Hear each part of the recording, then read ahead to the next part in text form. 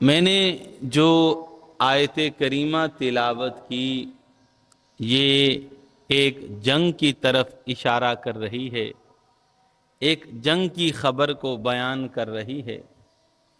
نبی اکرم صلی اللہ تعالی علیہ وآلہ وسلم نے پہلی جو اسلام کے اندر جنگ فرمائی وہ بدر ہے، جنگ بدر ہے، غزوہ بدر ہے۔ جو دوسری اسلام کے اندر جنگ ہوئی ہے وہ غزوہ احد ہے۔ دوسری جنگ غزوہ احد ہے۔ اب بدر ہوئی پہلے، بدر کا معرکہ ایسا تھا کہ مسلمانوں نے ایسی کی تیسی پھیر دی۔ 300 کے لگ بھگ مسلمان ہیں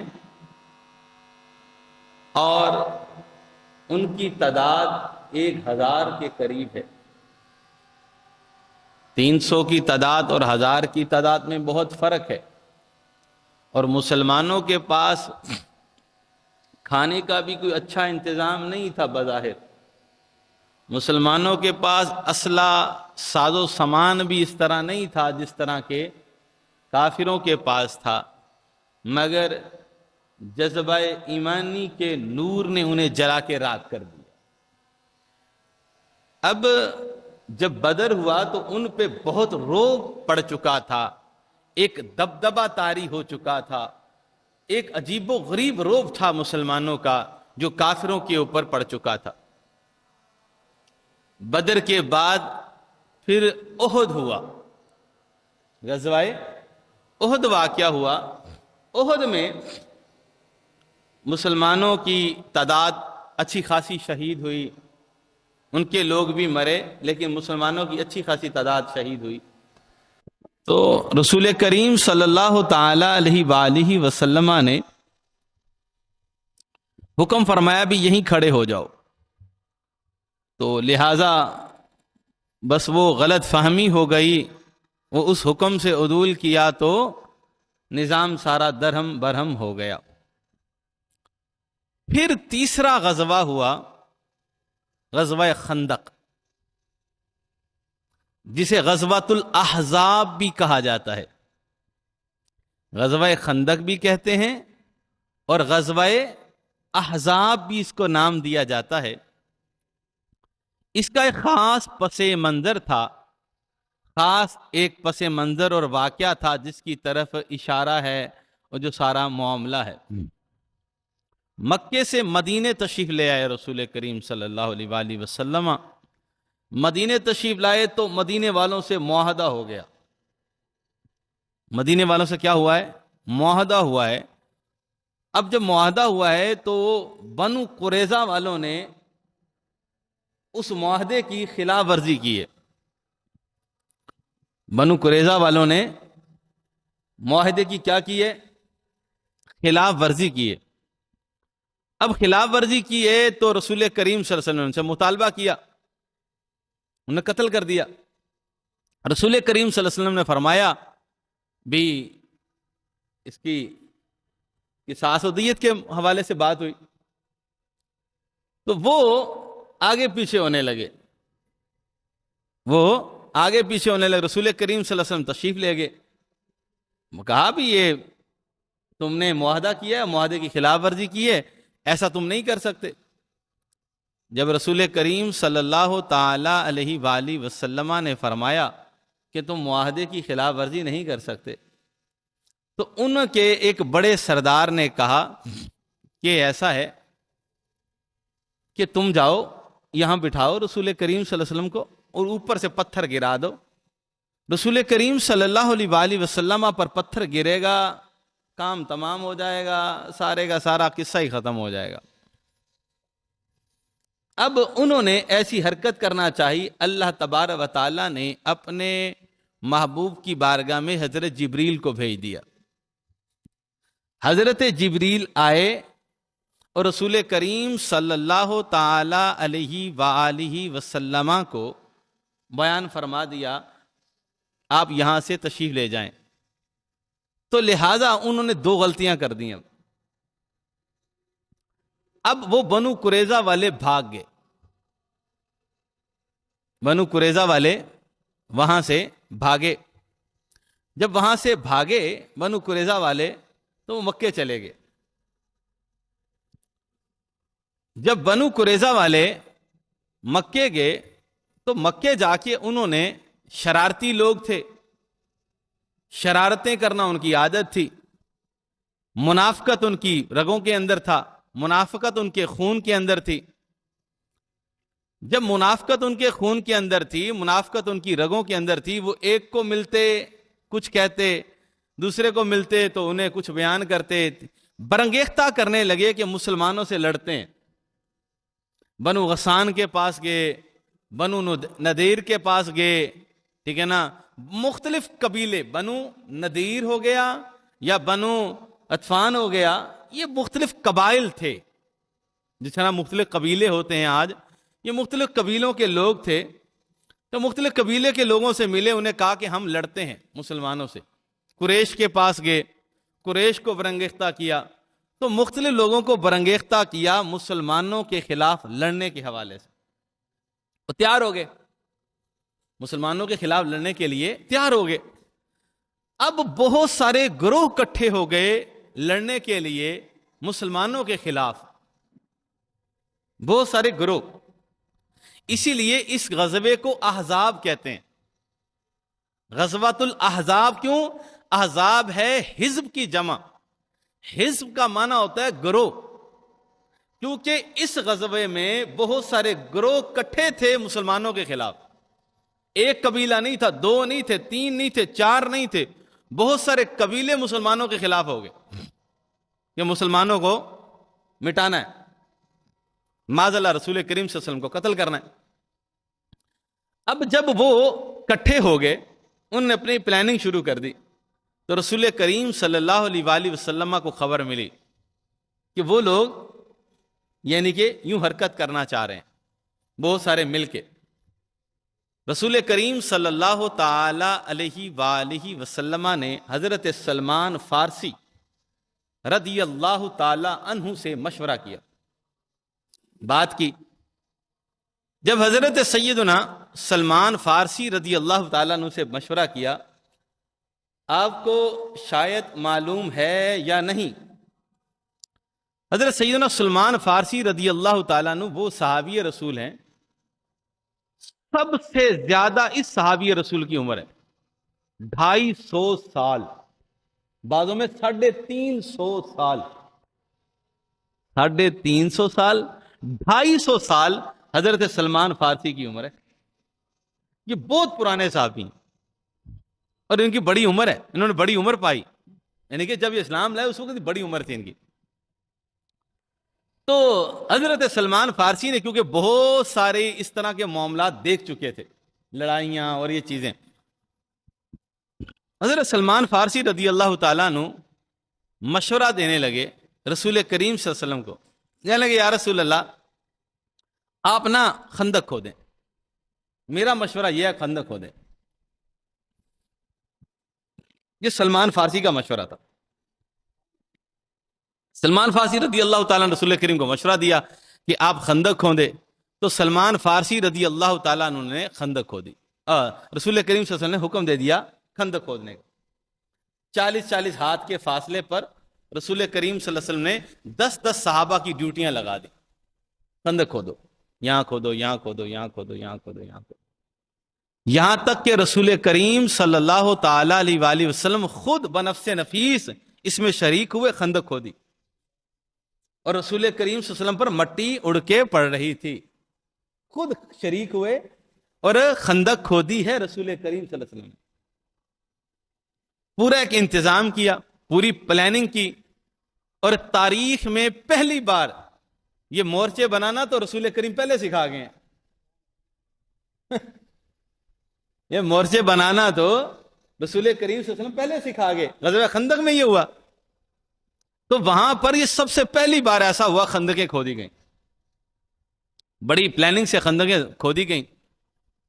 تو لہذا ان کے لشکر نے دیکھا کہ یہ تو بڑے پلاننگ سے ہیں، یہ تو انہوں نے پہلے پلاننگیں کر رکھی ہیں.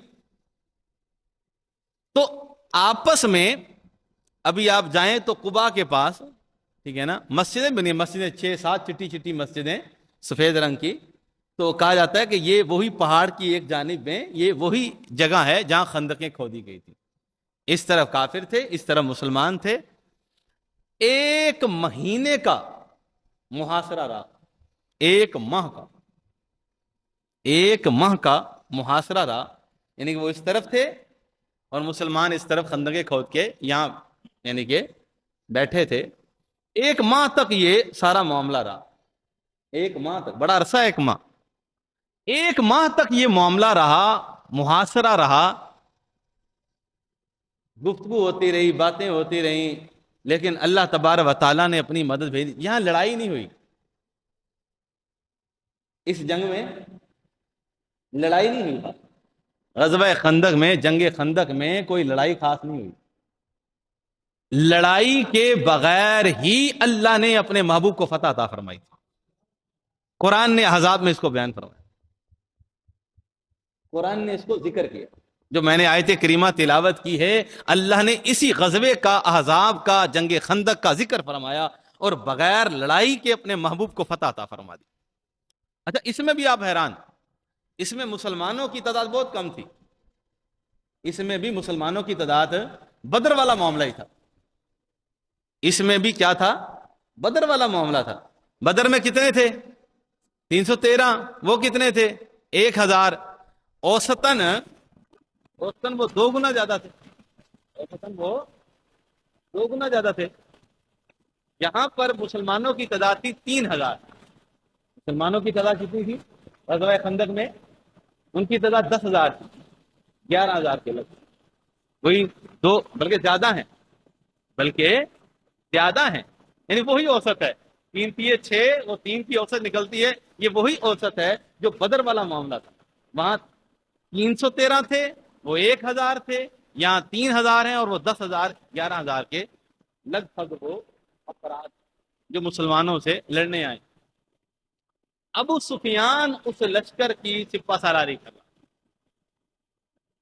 ابو سفیان حضرت سیدنا امیر معاویہ رضی اللہ تعالیٰ عنہ کے بعد اس لشکر کو وہ دیکھ رہے تھے. ابو سفیان اس وقت وہ مسلمان نہیں ہوئے تھے. اب یہاں پر بھی ایک توجہ طلب بات ہے. حضرت سیدنا امیر معاویہ رضی اللہ تعالیٰ عنہ کے والد صاحب اس وقت مسلمان نہیں تھے، بعد میں مسلمان ہوئے. تو اسلام سارے گناہ مٹا دیتا ہے. کتنی بڑی غلطی ہے یہ، عام غلطی نہیں ہے. کسی صحابی رسول کے سامنے نہیں، رسول کریم کے سامنے بندہ آیا. ایک بار نہیں، تاریخ پڑھو گے، بدر میں بھی یہی بندہ تھا سامنے. بدر میں بھی جو، یعنی کہ سامنے کا مطلب یہ ہے کہ بدر میں بھی جو قافلے کی سرکار صلی اللہ علیہ وسلم یعنی کہ تانک میں تھے، وہ قافلے کو بڑا سپہ سالار ابو سفیان ہی تھا بدر کے موقع پر. وہ تو پھر نکل گیا، پھر انہوں نے آگے پیغام پہنچا دیا. پھر ابو جہل لوگ آئے تھے بدر میں، تو لیکن جس قافلے کے تعاقب میں تھے وہ ابو سفیان قافلہ لے کے جا رہا تھا. لیکن اسلام سارے گناہ مٹا دیتا ہے. اسلام سارے گناہ مٹا دیتا ہے. جب اسلام لے کر آئے، جب مومن ہوئے، مسلمان ہوئے، کلمہ پڑھا، اللہ نے سارے پچھلے گناہ مٹا دیے، ختم. اب صحابی رسول ہیں تو صحابی رسول پر کسی قسم کے گناہ کا اطلاق کرنا بھی جائز نہیں ہے. یہ کہنا، اب حالانکہ وہ رسول کریم کے سامنے آئے، اب رسول کریم صلی اللہ علیہ وسلم کے سامنے آنے والے گناہ کو بیان کرنا یہ بھی گناہ ہے. حالانکہ آئے ہیں، یہ گناہ ہوا تھا. میں سمجھانے کے لیے کہہ رہا ہوں، رسول کریم صلی اللہ علیہ وسلم کے سامنے آنے سے بڑا کوئی گناہ نہیں ہے. یہ کفر ہے. اس سے بڑا کفر کون ہوگا جو رسول کریم کے سامنے آ جائے. رسول کریم صلی اللہ علیہ وآلہ وسلم کے سامنے آنے کا مطلب یہ ہے کہ اسلام کے خلاف آ گیا بندہ، اسلام سے ٹکرا گیا، اللہ سے ٹکرا گیا، اللہ سے جنگ کی بات کر رہا ہے، اللہ سے ٹکرا رہا ہے، اسلام کے خلاف ٹکرا رہا ہے وہ. لیکن جب وہ اسلام لے کے آئے تو اب اس گناہ کو بیان کرنا، یعنی جو غلطی ہوئی تھی ماضی میں، اس کو بیان کرنا بھی بہت بڑی غلطی ہے. کیوں؟ اس لیے کہ اسلام نے ہر غلطی کو مٹا دیا ہے، معاف کر دیا ہے. اب بیان نہیں کر سکتے.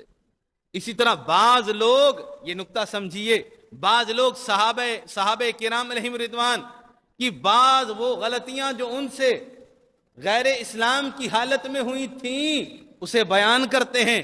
یہ جہالت ہے، یہ جہالت ہے، اور اسلام سے وابستگی نہ ہونا ہے کہ جب اللہ تبارک و تعالی اپنے محبوب کے صدقے، اپنے محبوب کے قدموں سے لپٹنے کے صدقے ہر گناہ کو معاف کر رہا ہے، میری، آپ کی یا کسی کی کیا مجال ہے وہ اس گناہ کا ذکر کر سکے. خیر، یہ معاملہ ہوا. تو اللہ تبارک و تعالی نے قرآن میں بیان فرمایا یا ایھا الذین آمنوا اذکروا نعمت اللہ، فرمایا ایمان والو اللہ کی نعمتوں کا ذکر کرو.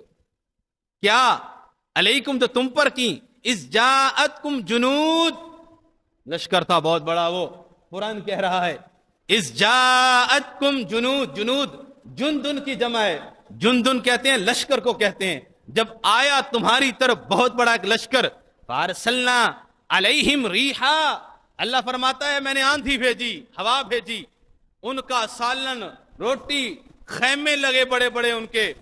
10,000 کی تعداد بہت بڑی تعداد ہوتی ہے.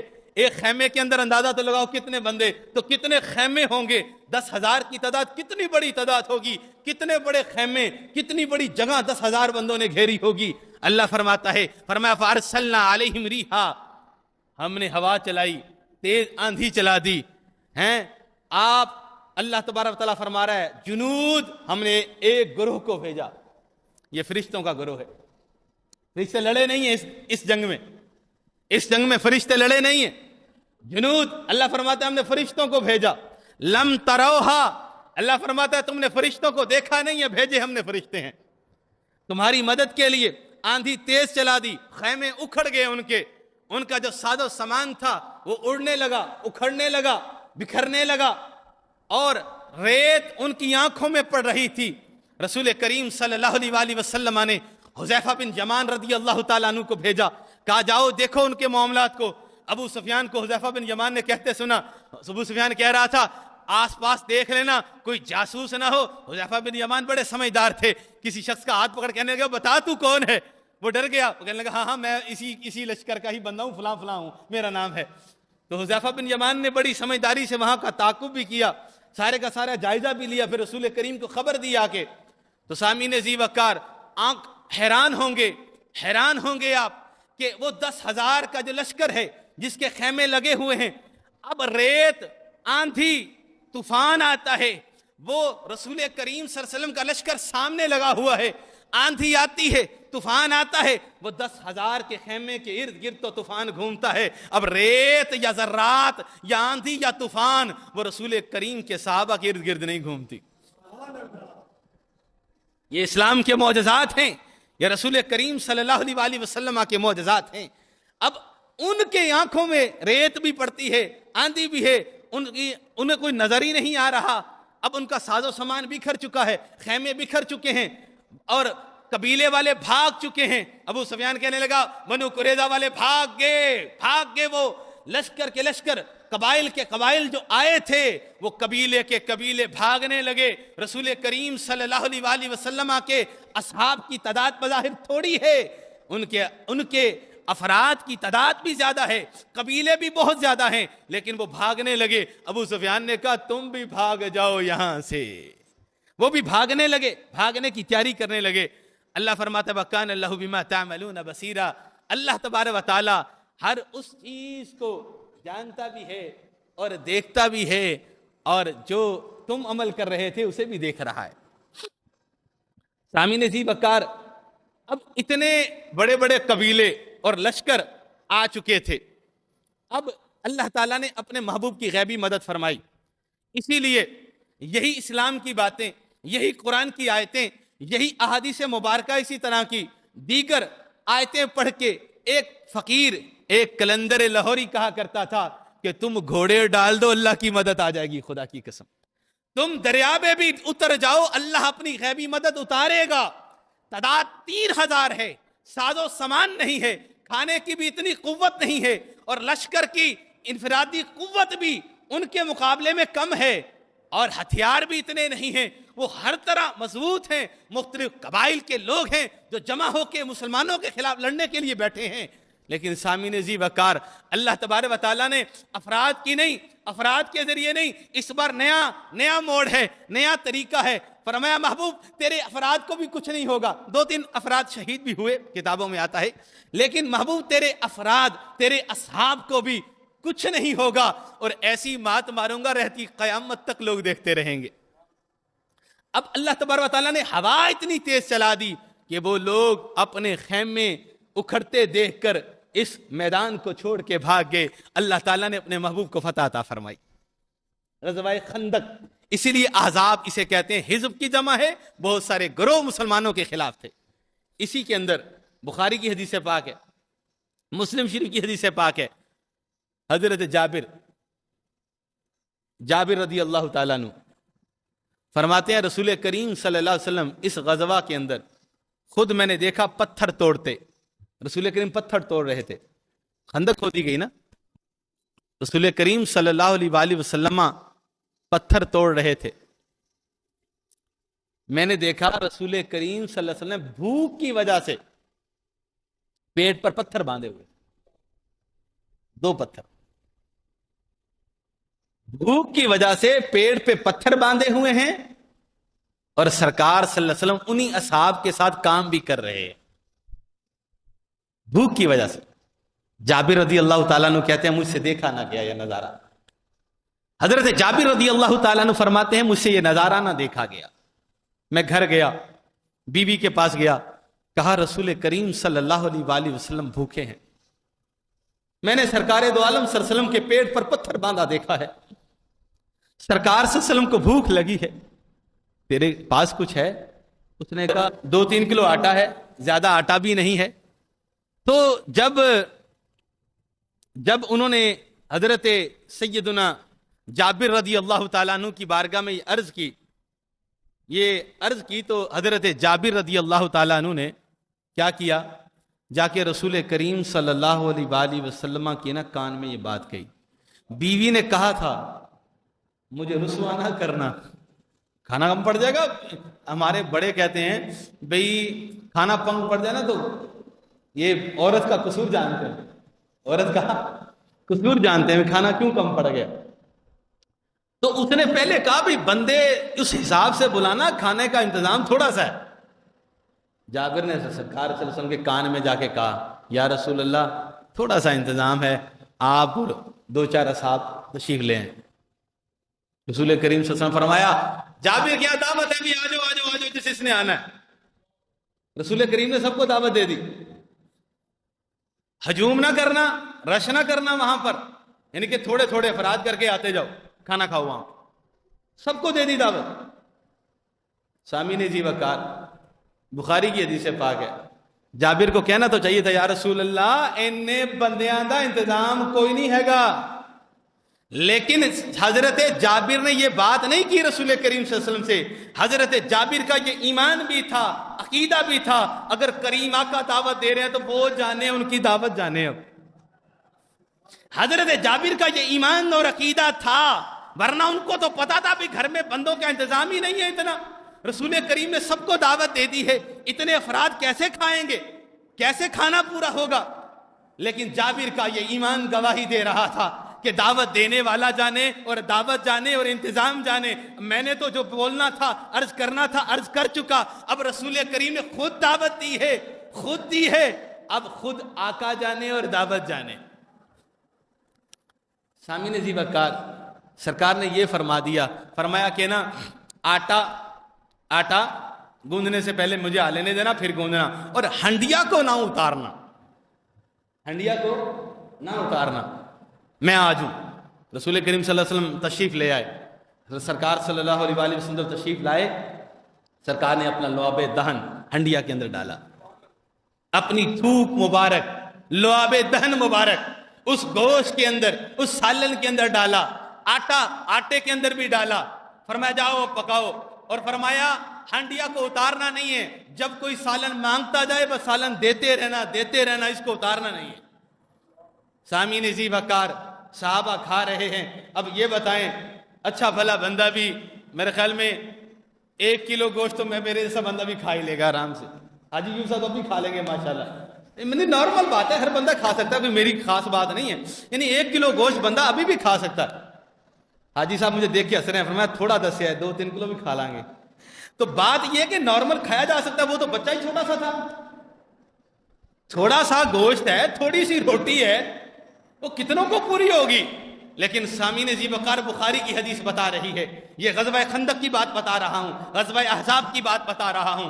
سامعین ذی وقار, وہ لشکر, وہ صحابہ کرام کا ہجوم آتا گیا, کھانا کھاتا گیا, سیراب ہوتا گیا, پیٹ بھرتا گیا, واپس جاتا گیا. دوسرے اصحاب آتے رہے, وہ کھانا کھاتے رہے, پیٹ بھر کے جاتے رہے. سامعین ذی وقار بخاری کی حدیث پاک ہے, فرمایا وہ 1000 صحابہ تھے جنہوں نے کھانا کھایا تھا. وہ یہ بخاری کے اندر موجود ہے, 1000 صحابہ نے کھانا کھایا ہے. ارے سامعین ذی وقار آگے بخاری کے اندر موجود ہے, فرمایا کھانا ختم نہیں ہوا, کھانا ابھی بھی موجود ہے, سالن ابھی بھی موجود ہے, روٹی ابھی بھی موجود ہے. تو بتائیے میرے آقا کریم کے لعاب دہن میں اللہ نے وہ برکتیں عطا فرما دی ہیں, وہ رحمتیں عطا فرما دی ہیں, وہ اعجاز عطا فرما دیا ہے کہ لعاب دہن ڈالا ہے, 4 بندوں کا کھانا 1000 بندوں پر کافی ہو جاتا ہے, اور پھر کھانا بچ بھی جاتا ہے. میرا تو وجدان کہتا ہے, میرا تو ذوق کہتا ہے, ذوق کہتا ہے, عشق کہتا ہے, خدا کی قسم قیامت تک بھی لوگ کھاتے رہتے تو ختم نہ ہوتا کھانا. جب میرے آقا کریم نے فرما دیا تو وہ ہو کے رہنا ہے, وہ ہو کے رہے گا کہ میرے آقا کریم کے لعاب مبارک کے اندر اللہ نے وہ اعجاز رکھ دیا ہے. سامعین ذی وقار وزی محتشم احباب, یہ رسول کریم صلی اللہ علیہ وسلم کے لعاب کی برکتیں ہیں. میں یہاں پر ایک بات عرض کرنا چاہوں گا, ایک بات پوچھنا چاہوں گا. جس نبی اکرم صلی اللہ علیہ وسلم کے اللہ نے لعاب کے اندر وہ برکت رکھ دی ہے, لعاب کے اندر وہ برکت رکھ دی ہے. سامعین ذی وقار اللہ تعالیٰ نے اس نبی کے اندر کتنی برکتیں رکھی ہوں گی, اس نبی کے اندر کتنے کمالات رکھے ہوں گے, کتنے اجازات رکھے ہوں گے, کتنی برکتیں رکھی ہوں گی, کتنے کمال و رفعتیں اور بلندیاں اللہ نے عطا فرمائی ہوں گی. ان کے کمال کی, ان کی بلندی کی, ان کے عروج کی کوئی حد بیان نہیں کر سکتا. اللہ تبارک و تعالیٰ نے اپنے محبوب کو وہ کمالات و بلندی عطا فرمائی ہے, حد کوئی بیان ہو نہیں سکتی ان کے کمال و ان کے عروج کی. سامعین ذی وقار ہمیں یہ حدیث سبق دے رہی ہے کہ رسول کریم صلی اللہ علیہ وسلم کے اتباع کا, یہ حدیث ہمیں سبق دے رہی ہے رسول کریم صلی اللہ علیہ وسلم کے طریقے پر چلنے کا, رسول کریم صلی اللہ علیہ وسلم کے معجزات کا, رسول کریم کی محبت کا. یہ صحابی رسول کا وجدان, صحابی رسول کا عشق رسول کریم صلی اللہ علیہ وسلم سے کیسا ہے. وہ سوال نہیں کرتے, سوال نہیں کرتے, بات نہیں کرتے. جب رسول کریم فرما دیتے ہیں لقد کان لکم فی رسول اللہ اسوۃ حسنہ, وہ اتباع کرتے ہیں.